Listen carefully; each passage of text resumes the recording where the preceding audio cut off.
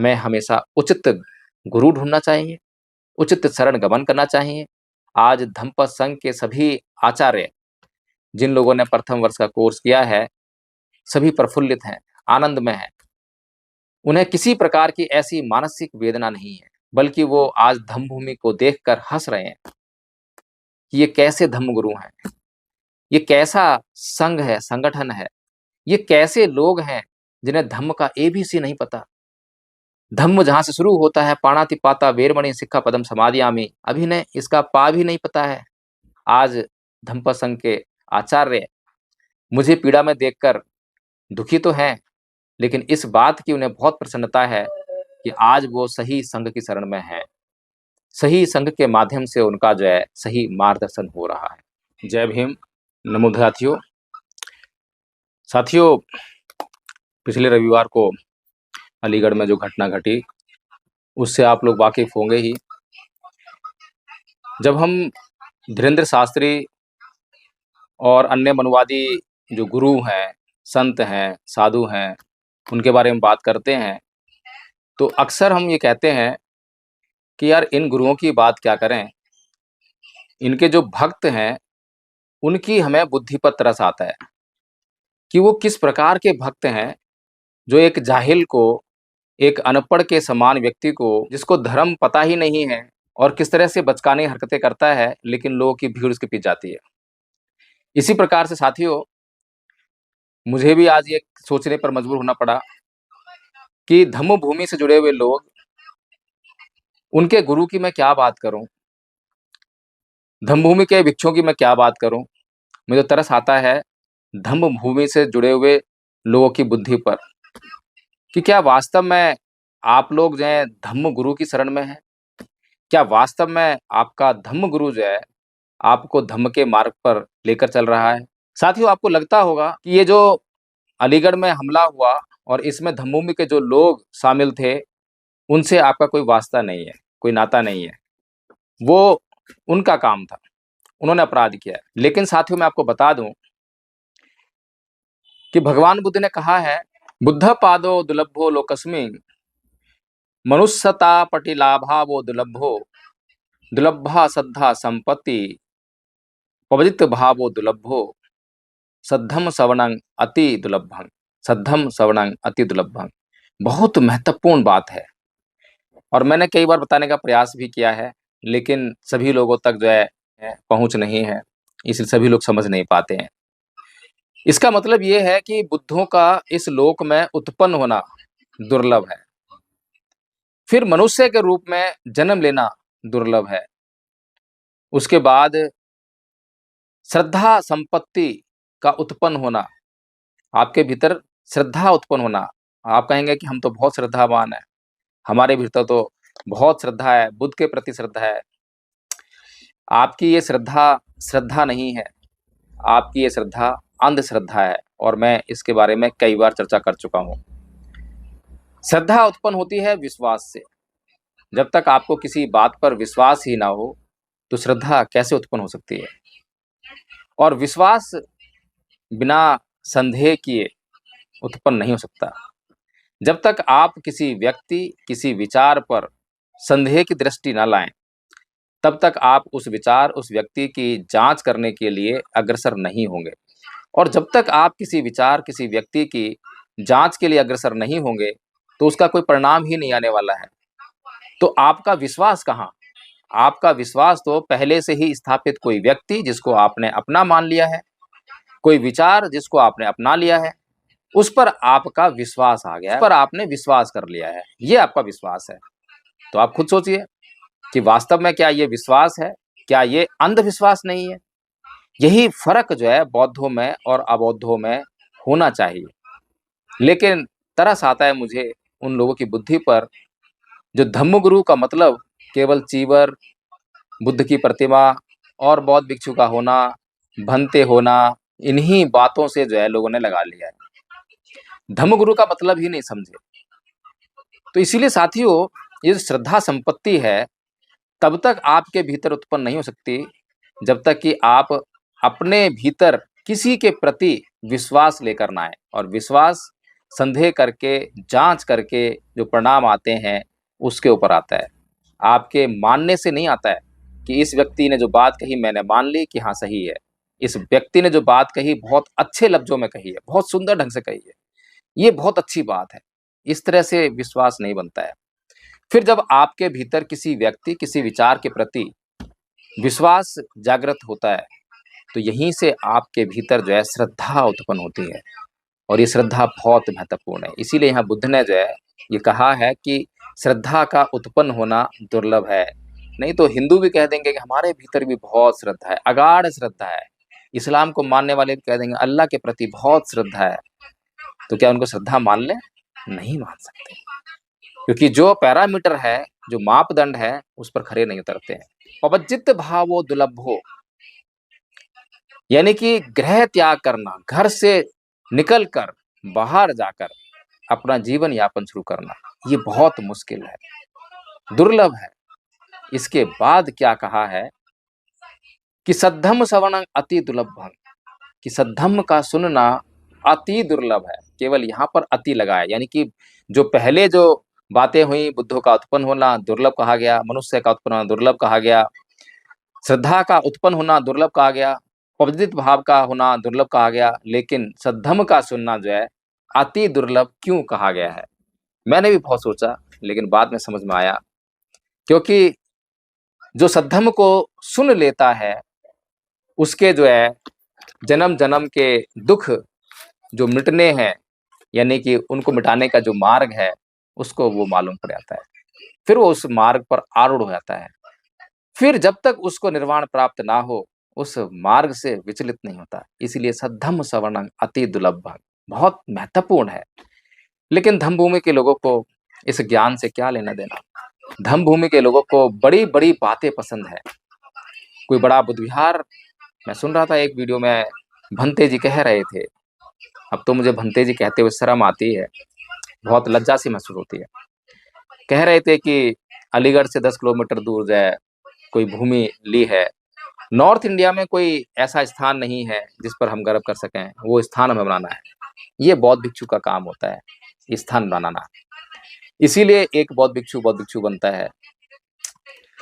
साथियों, आप लोगों को क्योंकि वो जो बात थी वो बहुत पसंद आई, उस बात में धम्म था, इसकी जानकारी आपने नहीं ली, क्योंकि वही बात कि संदेह करो। जानकारी लेने के लिए तो संदेह करना पड़ेगा, और संदेह आप कैसे करेंगे? पहले से ही आंखें बंद हो चुकी हैं, पहले ही विश्वास आ चुका है कि भंते करुणाशील राहुल महानतम भंते हैं। इसीलिए आप जांच करने के लिए अग्रसर नहीं होते हैं। जब मेरा भी ये पर्दा हटा, तब मैं संदेह शुरू किया, और जब जांच हुई तब मेरी आंखें खुली। इसीलिए मैं ये अभियान आप लोगों के बीच में लेकर आया हूं। अभी मुझे कुछ लोग गालियां दे रहे हैं, कुछ लोग हैं, सारे नहीं हैं। और जो ये हमला हमारे ऊपर हुआ, ये बहुत गंभीर हमला था, जानलेवा हमला, जान लेने के इरादे से किया गया हमला। क्योंकि जो लोग धम्मभूमि की तरफ से इस मीटिंग में आए थे, वे अपने साथ क्या लेकर आए थे वो आपने देख लिया होगा।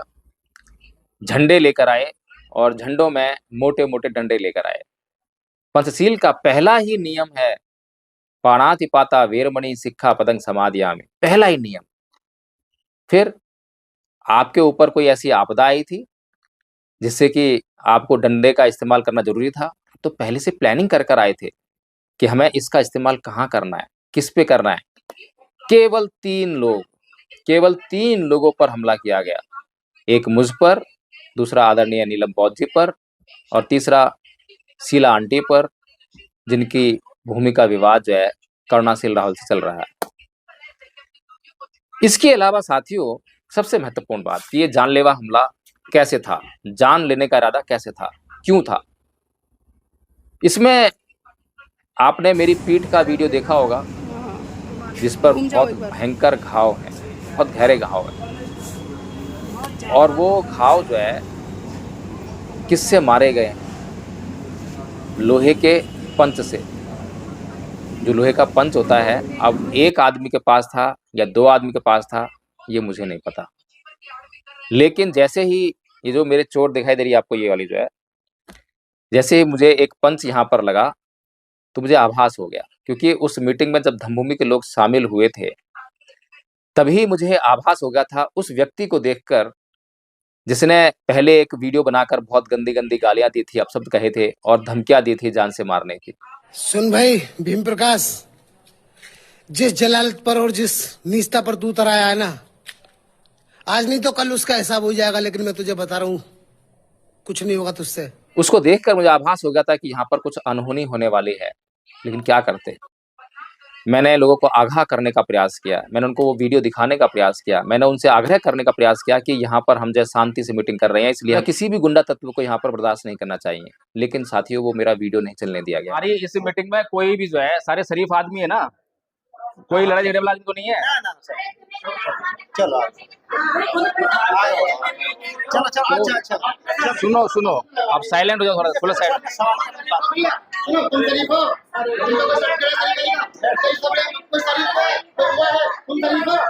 कैमरे पर रिकॉर्डिंग चल रही थी, जानबूझकर जो है धम्मभूमि के लोगों ने वो रिकॉर्डिंग बंद करवाई।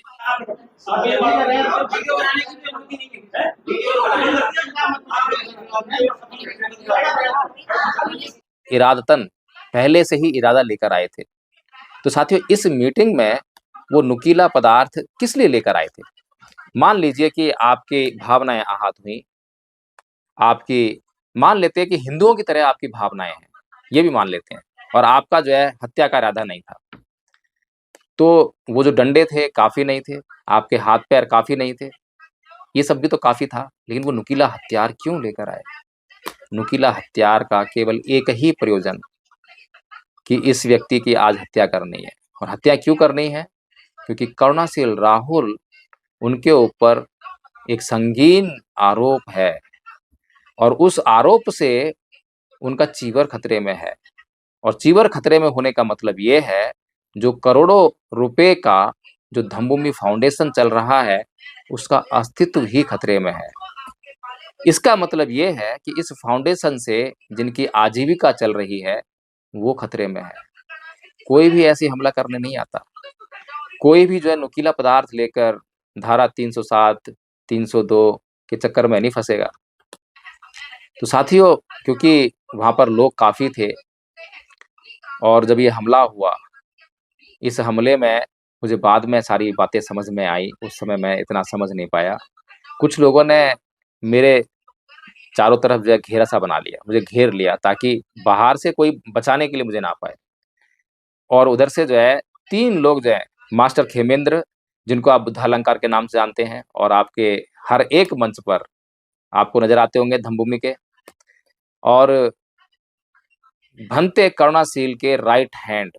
अगर धम्मभूमि में भंते करुणाशील के बाद किसी को लोग जानते हैं, तो वो मास्टर बुद्धालंकार जी को जानते हैं।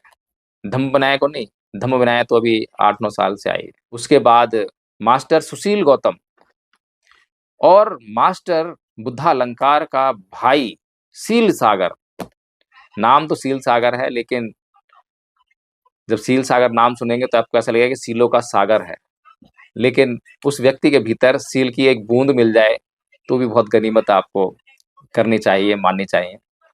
इन 3 लोगों ने जो है उस घेरे के भीतर मेरे ऊपर ताबड़तोड़ हमला किया, और जैसे ही मुझे ये पंच यहाँ पर सर पे लगा, मैं समझ गया कि नुकीला हथियार लाया गया है, मेरी जान लेने का प्रयास है।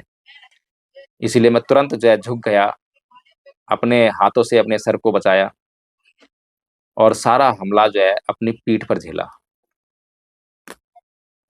साथियों, लगभग 1 मिनट तक ये हमला मेरे पर हुआ होगा। साथियों, जैसे ही लोगों को ये आभास हुआ, लोग टूट के पड़े, क्योंकि 3 लोगों पर हमला था। 3 लोगों पर, क्योंकि पहले से ही उस मीटिंग की हर पल की जानकारी जो है, वहाँ से एक व्यक्ति, वकील साहब ललित गौतम जी, उनके आव-भाव से हमें जानकारी मिल रही है, और उनकी जब कॉल डिटेल्स और व्हाट्सएप चैट खंगाली जाएँगी, तो निश्चित तौर पर उनके द्वारा जो सूचनाएँ वहाँ पर दी गई हैं, निकल कर आएँगी। कंप्लेंट में हमने लिख दिया है। उसके बाद जो है लोगों ने जब बचाया, आदरणीय आचार्य नीलम बौद्ध जी की तरफ भी ध्यान था, शीला आंटी जी की तरफ भी ध्यान था, फिर मेरी तरफ ध्यान आया, तो उन्होंने जब छुड़ाया, उन लोगों को उठाया तो मेरी जान जो है बच गई। फिर इसके बाद ये लोग भागे वहां से, ये तीनों लोग जो है फिर नजर नहीं आए। बाकी लोग जो है झंडा डंडा लेके अपना खड़े थे और शोर मचा रहे थे, हल्ला मचा रहे थे। इतने ढीठ लोग हैं, इतने बेशरम लोग हैं कि इनको अंदाजा नहीं था कि ये क्या कर रहे हैं। और मुझे इन पर दया आ रही थी कि इन्हें पता ही नहीं है कि धम्म क्या है। इन्हें पता ही नहीं है कि धम्म को आज कितना इन्होंने मलिन कर दिया है। जिस धम्म का नाम लेते हैं, जिस धम्म का आचरण करने का ये प्रयास करते हैं, जिसको अपना धम्म गुरु मानते हैं, आज तो उन्होंने सब कुछ खत्म कर दिया है। इसीलिए मैं बाहर देखने गया कि लोग जो है क्या कर रहे हैं, किस तरह से शोर मचा रहे हैं, कहीं कोई और झगड़ा तो नहीं हो रहा।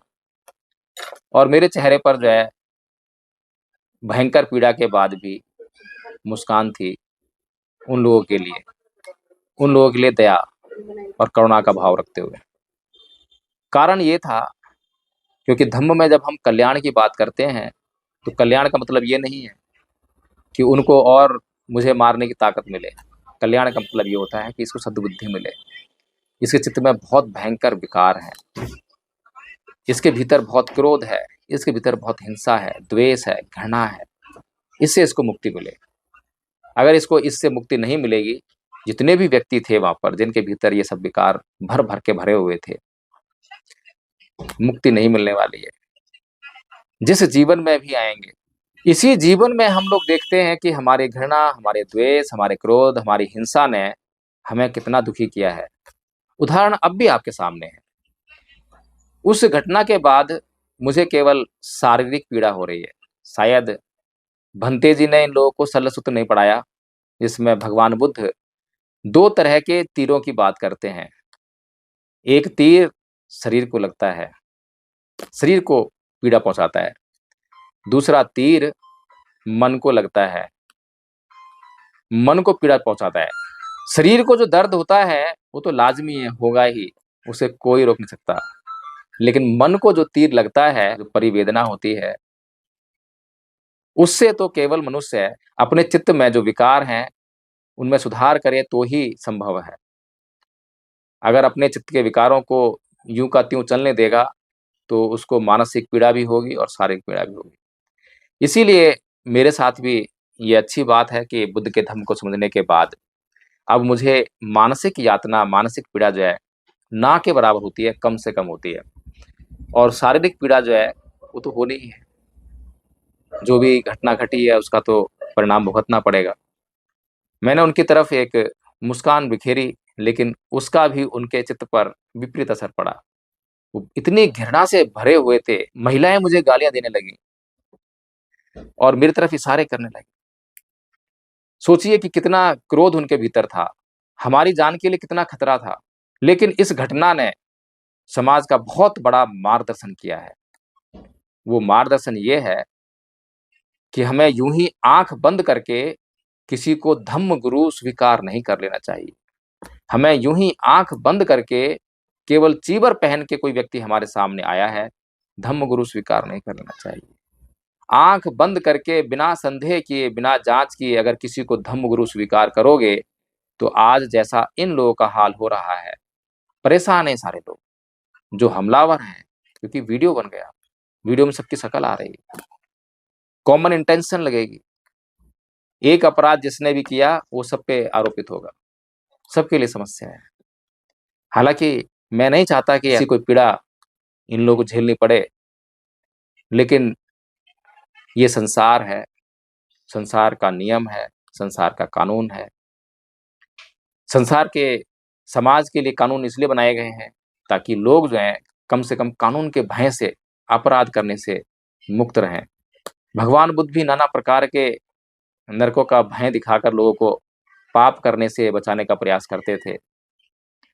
लेकिन मनुष्य की एक प्रवृत्ति होती है, जिस प्रकार की सांप की प्रवृत्ति है कि उसके चाहे आप दूध पिलाओ, उसके लिए कुछ भी कितना भी कर लो, वो आपको ही डसेगा, जो भी सामने आएगा उसको डसेगा। उससे बुद्धि नहीं है, ये बुद्धिहीनता है, ये बाल बुद्धि वाली बात है।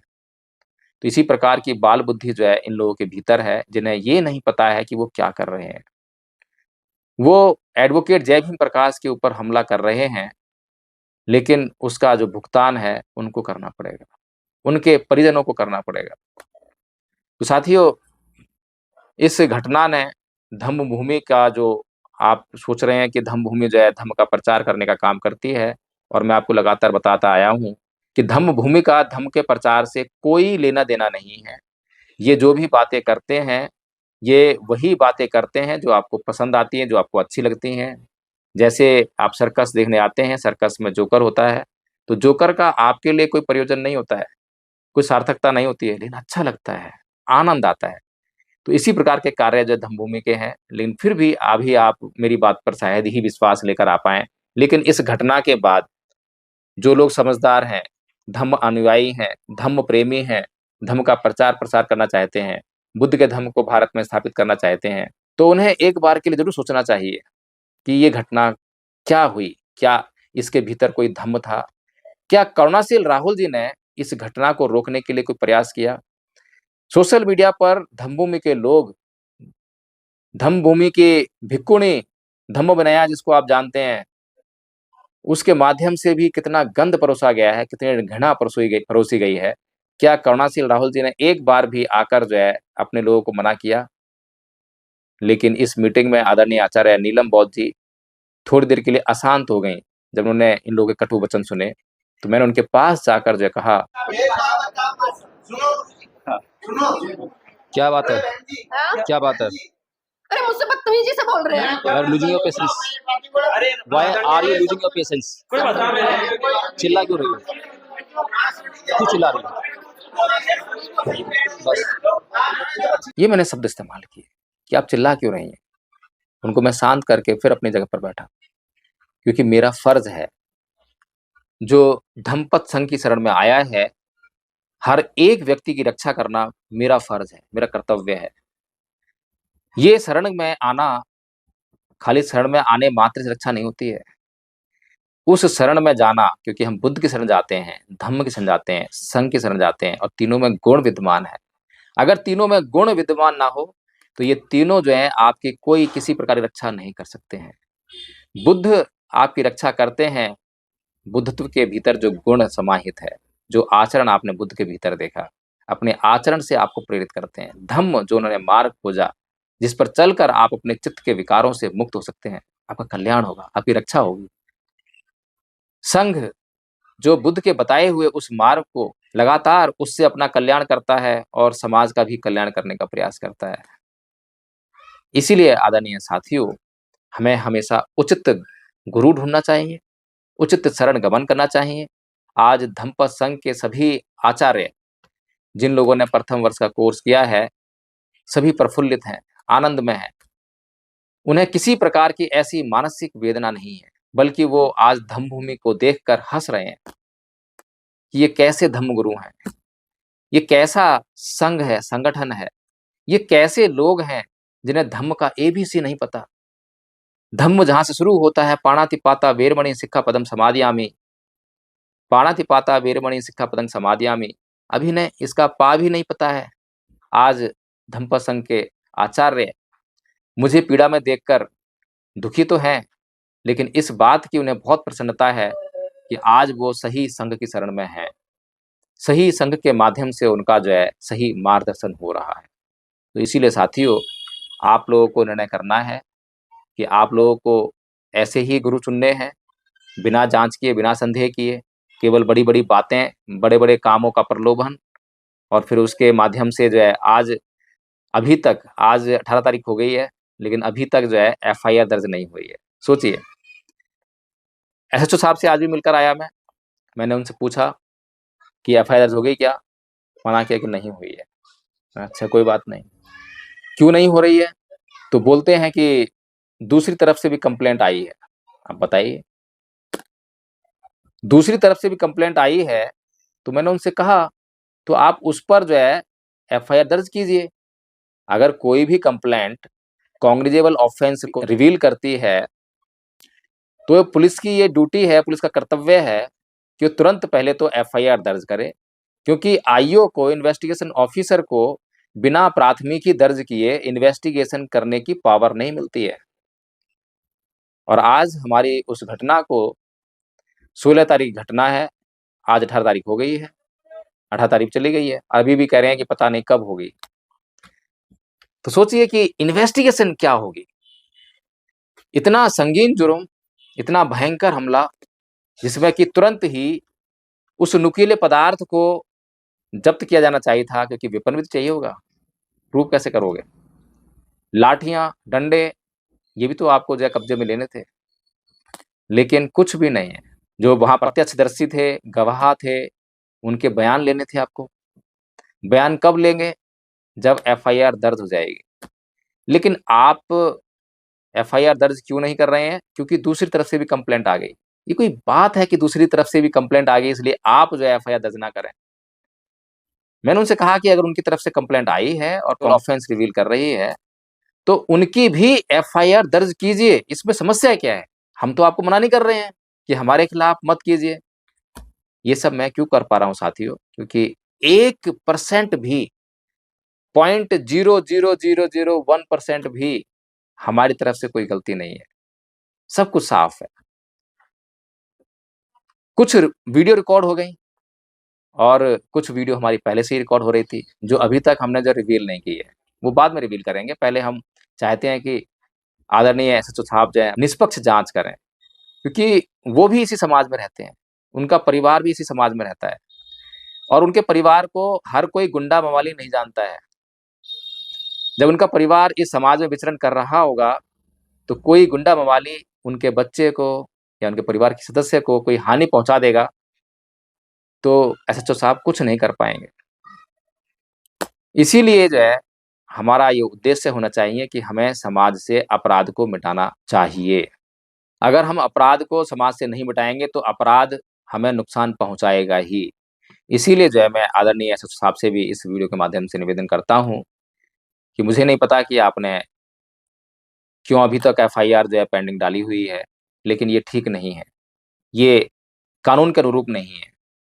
और तब जबकि हमने जो है आपको इतने सारे एविडेंस दिए हैं, साक्षात मेडिकल आपके सामने मौजूद है। मुझे लगता है कि उनकी कंप्लेंट भी आपके पास नहीं आई होगी, और आपको मैंने अपनी चोट भी कमर में जो लगी है वो आपको दिखाई है, साक्षात दिखाई है। पता नहीं आपका दिल कैसा है, मुझे पता नहीं है आपके दिल में दर्द है या नहीं है, दया है या नहीं है, करुणा है या नहीं है। लेकिन अगर मैं आपकी जगह होता तो अब तक बहुत सख्त कार्रवाई कर चुका होता, क्योंकि मेरे भीतर जो है विक्टिम्स के लिए बहुत दर्द है। मैं किसी भी विक्टिम को समाज में उत्पीड़ित होते हुए नहीं देख सकता हूँ। जबकि आपको पता था कि मैं एडवोकेट हूँ, दिल्ली से आया हूँ, और मैं बार-बार अलीगढ़ के चक्कर नहीं लगा सकता। साथियों, धम्मभूमि के पास पैसा बहुत है, और ये पैसा जो उनका नहीं है, ये पैसा आप लोगों के दान का है। लेकिन कहाँ पर खर्च हो रहा है, मैं अभी कुछ इस मामले में नहीं कहना चाहता। मैं किसी के ऊपर कोई आरोप प्रत्यारोप इस मामले में नहीं करना चाहता, लेकिन आपको आगाह करना चाहता हूँ कि आप धम्म को जो है सही तरीके से समझिए। ये जो घटना घटी है, ये बहुत बड़ा सबक है बौद्ध समाज के लिए। कलंक तो है, बौद्ध समाज के ऊपर ये बहुत बड़ा कलंक है, और ये कलंक जो है क्यों लगा है और किसने लगाया है? ये बाबा साहेब के अनुयायी बने हुए बौद्धों ने लगाया है। आज मुझे अफसोस हो रहा है इस बात को कहते हुए, सोचते हुए। तो साथियों, अगर आप मेरी बात से सहमत हैं तो आप इस वीडियो को लाइक कीजिए, कमेंट करके मुझे बताइए कि हाँ, आप सहमत हैं, और इस वीडियो को इतना शेयर कीजिए कि हर व्यक्ति तक ये पहुँचे, ये संदेश पहुँचे कि हमें कभी भी हिंसा का सहारा नहीं लेना चाहिए। हमें हमेशा बातचीत की पहल करनी चाहिए। हम बौद्ध हैं और हम हर समस्या का समाधान बातचीत से निकाल सकते हैं। याद रखिए, सिद्धार्थ गौतम ने बातचीत से समाधान निकालने के लिए, दृढ़ रहने के लिए वो संघ छोड़ना पड़ा था, घर छोड़ना पड़ा था, अपना देश छोड़ना पड़ा था। तो साथियों, न्याय की बात कीजिए, सच्चाई की बात कीजिए, ईमानदारी की बात कीजिए। अफवाहों, भ्रम और बेईमानी से डरिए, बचिए। लोग बहुत झूठ बोल रहे हैं, बहुत झूठ फैला रहे हैं, तो आप उसकी भी समीक्षा कीजिए। मैं आपको ये नहीं कह रहा हूँ कि वो झूठ है या सच है, आप खुद निर्णय लीजिए। मैं तो अपने लिए बोलूँगा ही कि हाँ, ये झूठ है, लेकिन आप खुद निर्णय लीजिए। जय भीम, नमो साथियों।